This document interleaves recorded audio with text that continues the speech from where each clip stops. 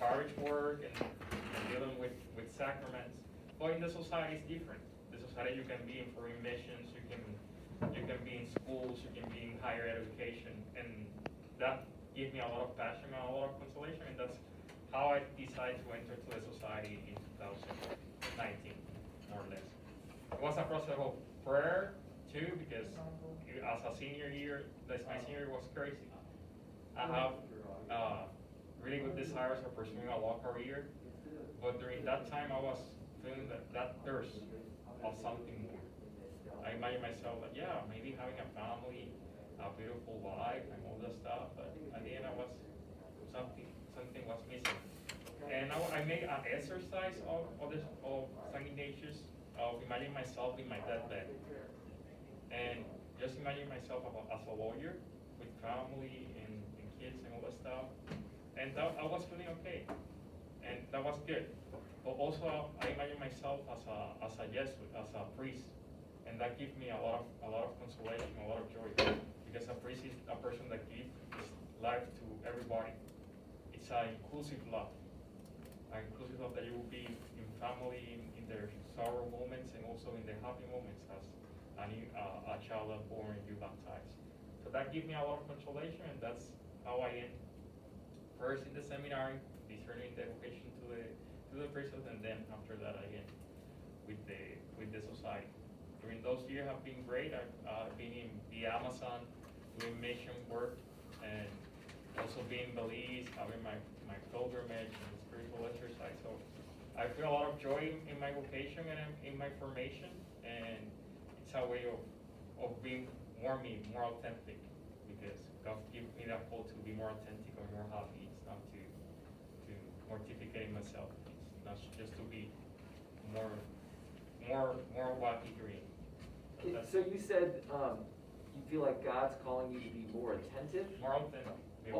More authentic, got it. Yeah, by this calling of this vocation. Gotcha. And that give me joy. And why do you think being a Jesuit is more authentic than having a family for you? Yeah, it's for me. The single life. Yeah, for me it's like I see it like an election, because I can be happy having a family and kids, but at the end, God present me those two options that are good. But at the end, will give you more joy or that sense of eternity.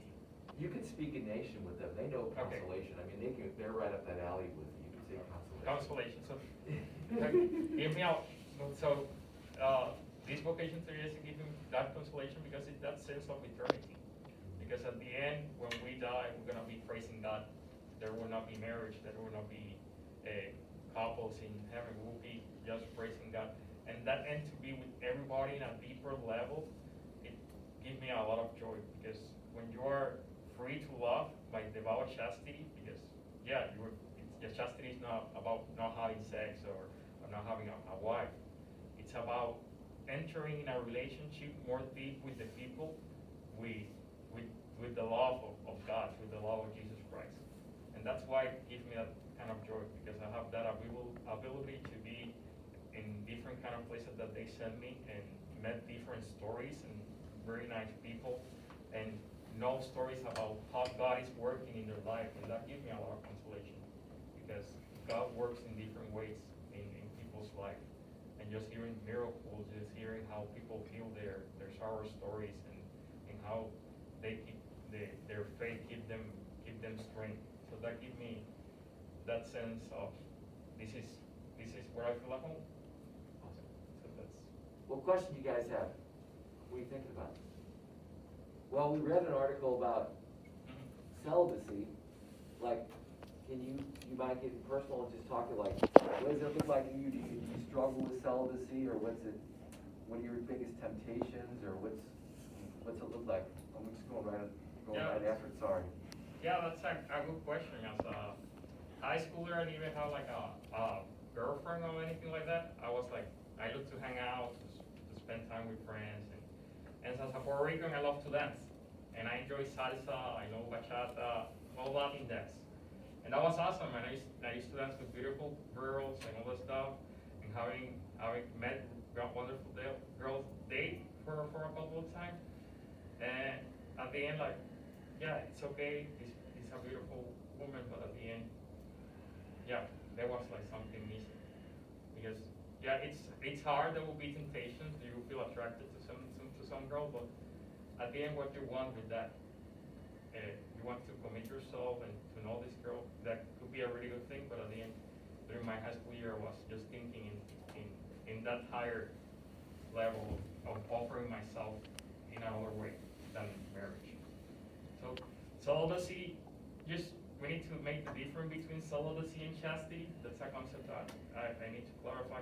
Celibacy is the rule that you don't get married. Chastity is the virtue that is given by God to keep yourself only for God. It's giving your heart. Of course, there's marriage practices their chastity just by being faithful to each other. But chastity, it's a way of offering yourself in a deeper level, in a more loving way to others. Okay, I'm talking too much, I'm gonna shut up. I want some of these guys to ask questions. Don't be afraid, you can ask me whatever you want. This is a shy group. Yeah, so you bring all those tough questions and I can answer. Come on. Yeah. So, in what ways do you channel those feelings of like sexual desire? Mhm. How do you channel those into more constructive things? Yeah, so that's a good question. Because I have my sexual drive, I have some thoughts that pass by, and first of all, I need to open that window of feelings, because I can feel attracted to this woman, and I can have the desires of lust because of the woman, but let open that window. So just let it flow and let them pass by. And I channel that by prayer with God, and also by doing exercise, and also service. Those are really good ways to channel that energy, because when you serve to others, when you give yourself in another way, that gives you a lot of peace, and at the end of the day, you're going tired to bed. Especially when I was in Belize, I was waking up at 6 a.m. in the morning, going to schools to teach catechism to the kids, then come back at 7, and at the end, I didn't think about having sex with a woman at the end of the night. I was happy because I was sharing my life with joyful kids, and that gives you that sense of joy that you live, that it's more than a simple pleasure. So that's how I channel my energy as a religious. Thanks, Charlie, good question. What else? What else you got in your mind?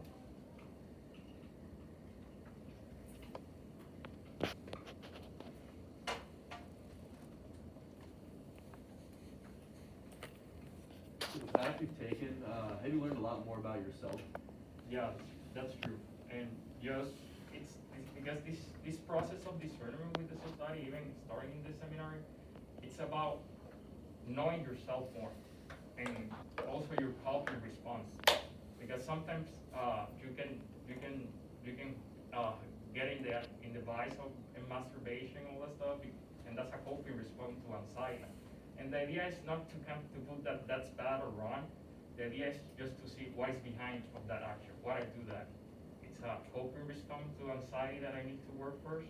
And thanks to my formations in the seminary and also in the Jesuit, I discovered to be more free in that sense, to discover what is behind of those desires, of those sexual drive, and to canalize it in a healthy way. So it's I know more myself, and especially during this COVID-19 reality, I'm a person that loves to hug and love to be with people and hang out. And right now we're in social distancing. And if I have a hug in the last 6 months, it's a lot because of this reality. And there's a lot of thoughts in my mind in terms of having these desires, of cuddling with a woman and all that stuff. And that's very holy. That's very holy, being with a woman and having those desires. But at the end, you need to realize why this happened. It's because I'm not having that kind of a stimulation that I used to have, and in terms of hugging somebody in a healthy way and spending some time with friends, because we cannot do that right now because of the reality. But just to acknowledge that that what's going to happen, and just offering to prayer, and also with my formators, that they know the situation, and be honest with them, where I'm feeling. And when you're honest with yourself, what you're feeling, and be vulnerable, what you're experiencing, God's going to work and give you the need to pursue these vocations. Because at the end, it's God who wants you to pursue these vocations, to be happy for you and for others. So how do you uncover that stuff? You say you pray, what else do you do to kind of, that's some deep self-awareness, how do you get to that? Yeah, it's a lot of, because it's not a burden that I take by myself, it's not a burden that I share also with my brothers in the community, Okay, and also with my formators, and also doing a lot of exercise and thinking about it, and just name things, because when you name things where you're experiencing the uncomfortness of your experience, give you that sense of peace and serenity for a time. But that's how I deal with those kind of stuff. And especially after being far from family 1 year and 4 months, there was a lot of going on with this. yeah. Thank you, Alex. Who else got a question? What's the hardest thing about taking this path in life, would you say? The hardest part of taking this path?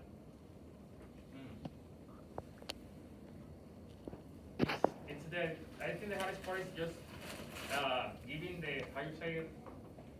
Giving the wheel? The will to God. He's the one that's like, you need to give the entire will to God in this path, and that's the hardest part.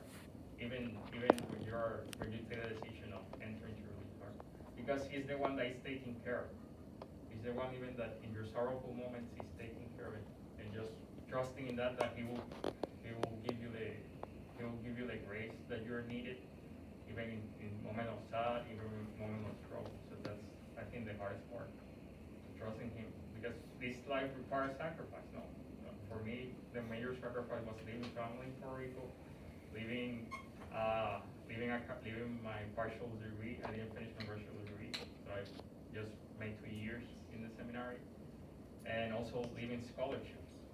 And I trust in God, because at the end, the peace of Him is more worth it than the money that I can earn in a seminary or whatever. That's the hardest part, just trusting in the process. Thank you, Ben. Who else?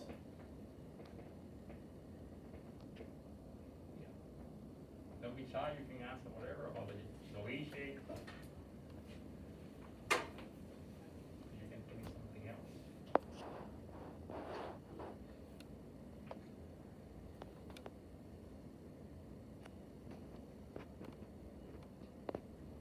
What did you do on your pilgrimage? What I did in my pilgrimage? That's a really good question. So they sent me from Louisiana to LA, Denver, Houston, and they give me just $5 and a one-way Greyhound ticket. And during my way, I received a lot of consolation in terms of gaining that grace of trust more in God.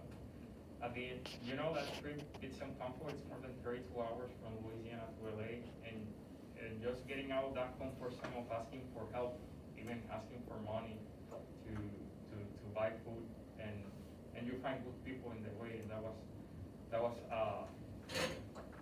a moment that made me realize, yeah, God is taking care of me, even though that I don't have resources. When I get to LA, I spend no time in a homeless shelter, another powerful experience of being that everyone have their own dignity, and God loves us no matter what. I also help in soup kitchens in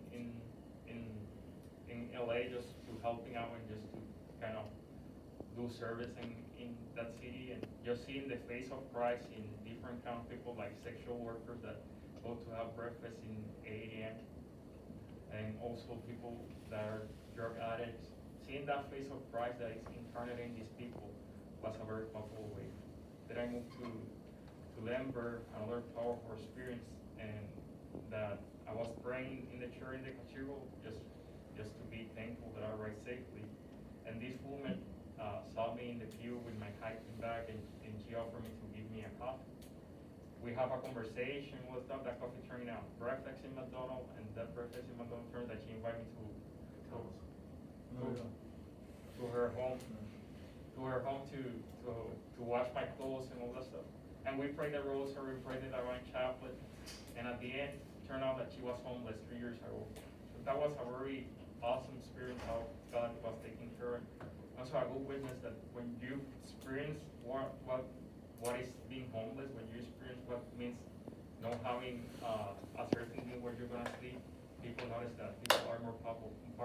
And that's how Christ came here. He experienced all the temptations, he experienced all, even hungry in this life. And that's my call. I need to configure with that Christ. Just to feel what people are experiencing, even the hungry, even the uncertainty of where you're gonna sleep. And that gives me a lot of confirmation of what is peace about. It's about being Christ to others in a very radical way, by the vows of poverty, chastity, and obedience. And also another thing that happened during Denver, I made a connection with the pastor in the church, and he allowed me to speak and give my testimony of my pilgrimage in the church. And at the end, people give me resources, money to keep my journey. I end with $1,300 in my pocket. Wow. But after that, something that was very beautiful is that a Puerto Rican woman invited me to her house, a Puerto Rican psychiatrist, beside the other woman that was on, and she invited me to her house. As a Puerto Rican, as a novice, I left my family to come here to the States to have my formation, and just to experience that amazing gift of God that gave me that kind of experience to be with a Puerto Rican family, having Puerto Rican food. After spending my first Christmas out of home was like a beautiful aspect, beautiful moment.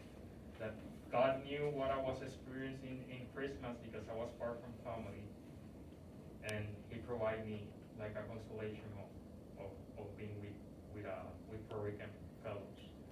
And that was kind of things and made me realize that God gave in abundance.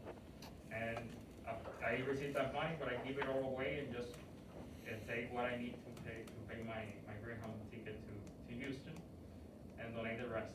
Donate the rest and just, every time that you leave the city, you need to give with 5 months. You need to live with 5 months. So that's more or less my pilgrimage in a short kind of way, condensed way.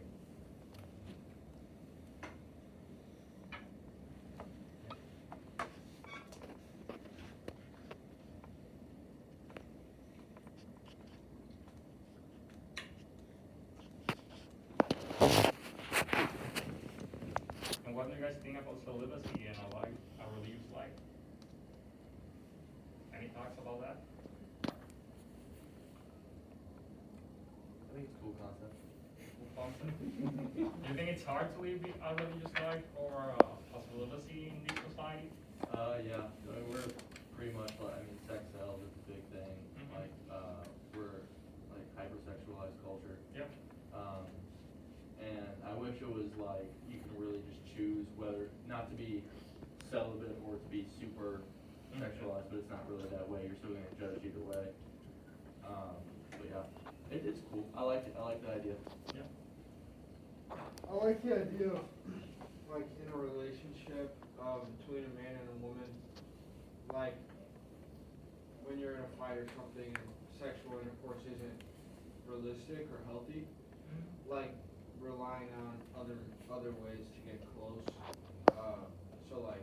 Relying on celibacy to bring about, writing a letter or eating dinner outside or something like that to try to come closer. Or sharing those feelings that you have. Is a way to try Sharing it. those feelings, yeah. Just not relying on sex to hold your relationship together. That's good because it's not about the relationships. It's not about sex. It's about a deeper level. It's more than that. And sometimes in my own discernment, especially in high school, I was thinking, I think this priest thing is not for me. I see that they're lonely, and the response that priest because a priest accompany different couples, and in the end, the lonely is not just for priests; it's for couples too. And that's worse because you're sleeping. Imagine feeling lonely when you're sleeping with somebody at your side. That's worse. And that kind of feeling can happen in couples too. And how do you nourish that? How do you make a healthy decision that you feel like a company? Because at the end, I will have this, we have this kind of joke, one bed, one body. No, that's not, but at the end I can go to bed alone, maybe not having somebody to decide to sleep and cuddle, but my heart is full of joy and experience that give me God's peace, and the marriage couple can do that when they live an authentic fidelity for each other, in an authentic connection that go beyond having sex. That is a very important part because it's a communion that helps to be co-creators with God by creating children, also by nurturing love. So, like, we've been talking about celibacy and really good light, but why do you think it's hard for some people and priests, like people and people involved in the church, why do you think it's sometimes hard for them to see the true meaning of celibacy? And like, You talking about people within the church, In the outside yeah, the church, people or within both? the church, like priests and, yeah. Or maybe why there's so many confusion or misconceptions about celibacy? Yeah, yeah. Yeah. I think the idea is just it depends how I can lay out these things. The idea it's your own process and be honest with yourself. It's because sometimes people sadly use this kind of vocation of priesthood just to hide something. And that's not good, that's not healthy at all. And that's not whole. When you're not honest with your own process, with your own feelings and why you're pursuing a vocation, those things happen, that's wrong. And my process is just, if I wanna be happy, I'm not here just to repress feelings, I'm not here just to repress something that I wanna hide. I just responding to God's calling to be holy, to love everybody. And that's why those things happen, when people are not honest with themselves. And that's sad, and Yeah. I'm not saying that being a priest means like restricting your sexuality, but do you think that if people explore the sexuality, that can actually lead them to be closer to themselves than the opposite? can you say it again? So, Or you lay it out? yeah, sorry. So like, so as a priest, you are alone, or not alone, but you know, Yeah. you're not sleeping next to a girl or whatever. Yeah. And you're focusing more on yourself, and you're trying to find out who you are as a person. Can you find who you are as a person through exploring your sexuality? Than other people that are Or you're saying, don't you think, wouldn't another valid way to find out who you are is to be sexually active? No. No? Well, No. not exact. No, I'm not saying that. Oh, okay, sorry, that's what I understood you say. So Not what you're saying to that degree. But Yeah. like, I know that people that are raised in like super religious households or like just culture around them, they're usually they repress their feelings of their sexual desires and everything. For those people, do you think they can find more themselves through exploring their sexuality? I'm not saying have sex, but I'm just saying like that type of thing. Yeah, because the idea is that we have you have different Christian conceptions, because you have the Calvinists that say that the body is bad, and the Catholic point of view is that the body is good, and you need to know yourself, especially your own sexual drive, so you can control it in a good way to praise God, because God gives us these feelings to praise Him, and that's our idea. So I don't know if that answers your question. More than that. I don't really know. So is it a yes? You can't, maybe? It depends. It depends how you were raised. Okay. Because, there's some misconception on how to live a really authentic Catholic Christian life. And sometimes you have different unhealthy way of living a Christian life. And that's the point of view, how to come to the truth. That God loves you, God loves your body, and love those feelings that you can feel about sex, because I'm holy, but the idea is how to live a virtual life and to canalize that sexual drive of that sexuality in a healthy way. Yeah, like, I think what you're saying is like, there needs to be balance. Yeah, they need to be There needs to be balance, and depending on your particular background, you have to figure out what that looks like, what's gonna be a healthy form of expression of your sexuality. That's kind of what you're. So for all people, celibacy isn't for them, because it's not balanced. For some people. Yeah. Would you say that? Yeah, for some people, like, it will be a disbalance because not everybody's willing to celibate life. So that's just to lay out like that. Good question. All right,